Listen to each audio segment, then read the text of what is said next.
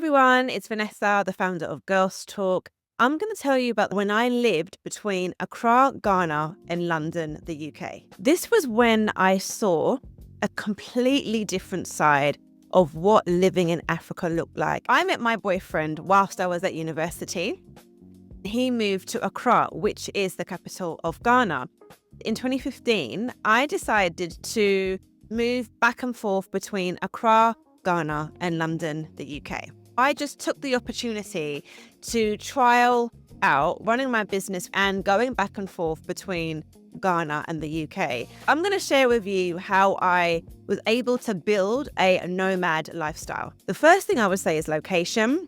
We stayed in Spintex. It was in the middle of the popular parts of town and the beach. We were near some of the hotspots, East Legon, airport area, cantonments, Osu. I was living in Ghana way before Uber and Bolt stepped foot. My boyfriend took my safety seriously. My parents threatened him and they said, our daughter better come back in one piece. So he wouldn't allow me to drive.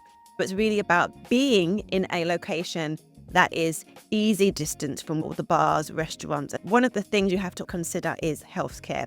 The first time I went to Ghana, it was Christmas 2015, and I caught malaria.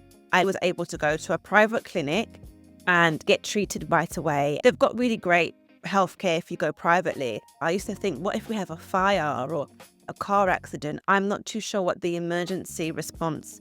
The restaurants were amazing. Ghanaians can party. You will go out one night and you'll come back at 7 a.m. Accommodation, you get more value, more space. We went to see my dream home. He wasn't really sold on it, but I loved it. It was 500,000 US dollars, but it was a mansion in Cantonments, my favorite area in Accra. It had a rooftop. It was a multi-story duplex house, 5 bedrooms, 5 bathrooms. There was a pajama lounge. There was a pool. At that time, it was about £300,000.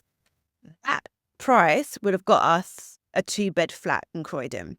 No offense to Croydon, but the value for accommodation in Accra is unmatched. If you're thinking about being a nomad, think about tapping into the expat community.